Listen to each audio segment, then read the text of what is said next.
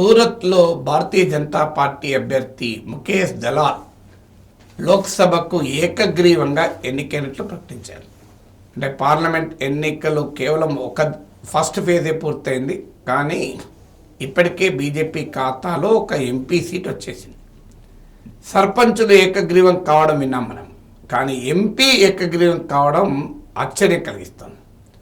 1950s దేశం స్వాతంత్రం వచ్చిన మొదట్లో ఇంకా రాజకీయ పార్టీల వ్యవస్థ మెచ్యూర్ కానప్పుడు ఆ రోజుల్లో కొంత ఈ ఏకగ్రీవ ఎన్నికలు అనేది మనం చూసేవాళ్ళం.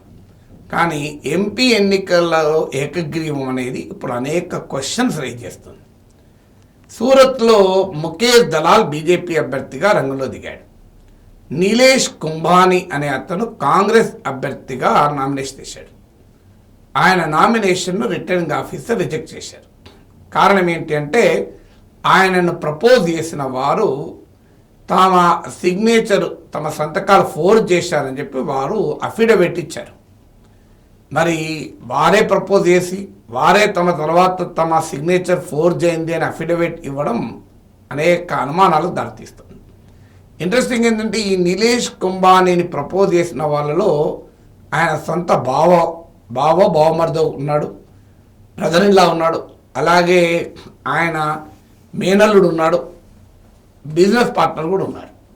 సో సొంత కుటుంబ సభ్యులు ఇద్దరు ఉన్నారు, బిజినెస్ పార్ట్నర్ ఉన్నారు. వాళ్ళే తమ సిగ్నేచర్ ఫోర్జ్ అయ్యాయని చెప్తూ అఫిడవిట్ ఇచ్చారు.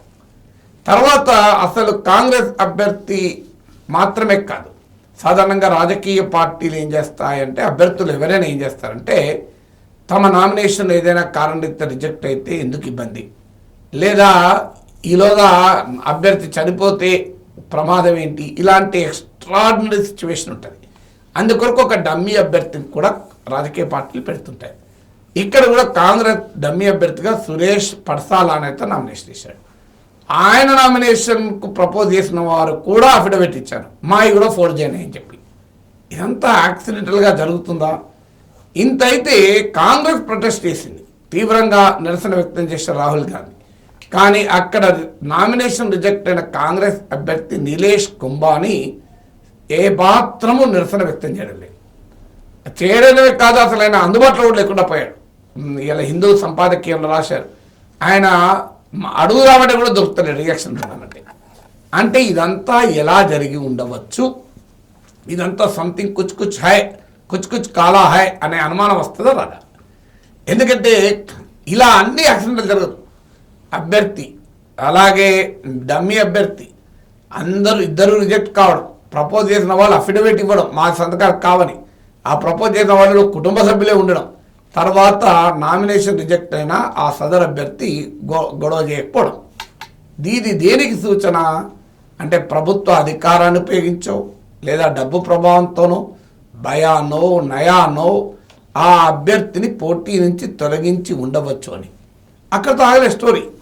8 మంది ఇతర అభ్యర్థులు ఉన్నారు, వారు కూడా నామినేషను విత్డ్రా చేసుకున్నారు. అందులో బీఎస్పీ అభ్యర్థి కూడా ఉన్నాడు. ఇంట్రెస్టింగ్ ఏంటంటే సో ఒక్క కాంగ్రెస్ అభ్యర్థి కాదు, ఆ తర్వాత మిగిలిన 8 మందిలో అందరూ విత్డ్రా చేసుకున్నారు, ఒక బీఎస్పీ అభ్యర్థితో సహా. దీంతో సూరత్లో బీజేపీ ఏకగ్రీవంగా గెలిచినట్లు ప్రకటించారు. ఈ ఎపిసోడ్ మొత్తము చూస్తుంటే ఇది నిజంగా జరిగింది అని నమ్మగలమా? మీరే ఆలోచించండి. అలాగే కొన్ని వారాల క్రితం మార్చి 30న అరుణాచల్ ప్రదేశ్ అసెంబ్లీలో 60 సీట్లు ఉంటాయి. అందులో 10 మంది అభ్యర్థులు బీజేపీ అభ్యర్థులు ఏకగ్రీవంగా ఎన్నికైపోయారు, ఇంక్లూడింగ్ ముఖ్యమంత్రితో సహా. 10 మంది ఏకగ్రీవంగా ఎన్నికైతారా?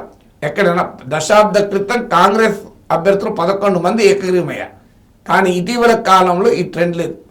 దేశ చరిత్రలో మొదటిసారి బీజేపీ ఒక లోక్సభ సభ్యున్ని పోటీ లేకుండా గెలుచుకుంది. ఏ స్థాయిలో ఈ వాతావరణం జరుగుతుందో మనం చూడొచ్చు. ఇప్పుడు అరుణాచల్ ప్రదేశ్లో 50 ఎమ్మెల్యే సీట్లకు 2 ఎంపీ సీట్లకే ఎన్నిక జరుగుతోంది. ఇక దీనికి ముందు చండీగఢ్ అనుభవం కూడా ఉంది. చండీగఢ్లో క్లియర్గా కాంగ్రెస్ ఆప్ కలిస్తే మెజారిటీ ఉంది, బీజేపీకి బలం లేదు. నేను దీనిపైన సెపరేట్ కూడా వీడియో పెట్టాను. కానీ అక్కడ రిటర్నింగ్ ఆఫీసర్ బీజేపీ వాడే. సో విచిత్రం ఏంటంటే కోఆప్టెడ్ మెంబర్ ఎవరు రిటర్నింగ్ అధికారిగా వ్యవహరించారు, అతను బీజేపీకి చెందిన వ్యక్తి. సో ఆయన సీసీటీవీ కెమెరాల ముందు బ్యాలెట్ పేపర్లను మ్యానిపులేట్ చేస్తూ దొరికిపోయాడు. ఈ వీడియోను సుప్రీంకోర్టులో ప్లే చేశారు. సుప్రీంకోర్టు ఆశ్చర్యం వ్యక్తం చేసింది. అసలు దేశంలో ప్రజాస్వామ్యం బతుకుతుందా ఇట్లయితే అని. అసలు దాన్ని వెంటనే చర్య తీసుకోండి అని చెప్పి సుప్రీంకోర్టు చారిత్రాత్మక తీర్పు చెప్పింది. కౌంటింగ్నే క్యాన్సిల్ చేస్తూ కాంగ్రెస్ ఆమ్ ఆద్మీ పార్టీ కలిసి నిలబెట్టిన మేయర్ అభ్యర్థి ఆప్ నాయకుడిని మేయర్గా ప్రకటించేసింది కూడా. మళ్ళీ ఎన్నిక కూడా అడగలే, డైరెక్ట్గా ఆప్ అభ్యర్థిని మేయర్గా ప్రకటించారు. సో ఈ 3 పరిణామాలు అంటే సూరత్లో ఏకగ్రీవ ఎన్నిక జరిగిన తీరు, అరుణాచల్ ప్రదేశ్లో బీజేపీ 10 మంది ఎమ్మెల్యేలు గెలవడం, ఆఖరికి చండీగఢ్లో రిటర్నింగ్ అధికారే ఎన్నికను మ్యానిపులేట్ చేయడం. ఇది దేనికి సూచన? భారతదేశంలో రాజ్యాంగానికి గ్రహణం పడుతుందా, ప్రజాస్వామ్యానికి గ్రహణం పడుతుందా అన్న అనుమానం కలగకపోదు. ఎందుకంటే ఫ్రీ అండ్ ఫెయిర్ ఎలక్షన్స్ లేకుండా డెమోక్రసీ ఉండదు. ఫ్రీ అండ్ ఫెయిర్ ఎలక్షన్ భారతదేశ రాజ్యాంగ మౌలిక స్వరూపం, బేసిక్ స్ట్రక్చర్లో భాగం. అసలు డెమోక్రసీ అంటేనే పోటీ లేని డెమోక్రసీ లేదు, కంటెస్టేషన్ లేని డెమోక్రసీ లేదు. ఆల్రెడీ అపోజిషన్ను లేకుండా చేసి కాంగ్రెస్ ముక్త భారత్ అని నినాదం ఇచ్చారు. ఎక్కడ ఏ రాజకీయ పార్టీ తన ప్రతిపక్ష లేని ప్రజాస్వామ్యాన్ని కోరుకోవడం అంటేనే అది చాలా ప్రమాదకరమైన సంకేతం.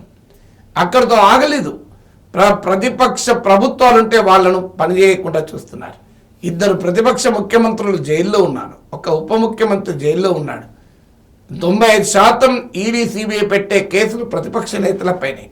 ఒక ప్రధాన ప్రతిపక్ష పార్టీ ఇన్కమ్ ట్యాక్స్ నోటీసులతో వాళ్ళ అకౌంట్లను, బ్యాంక్ అకౌంట్లను స్తంభింపజేశారు, కాంగ్రెస్ బ్యాంక్ అకౌంట్లను. ఇవన్నీ కూడా ఖచ్చితంగా భారత ప్రజాస్వామ్యం పైన అనుమానాలకు కారణమవుతుంది, ఆందోళన కలిగిస్తుంది.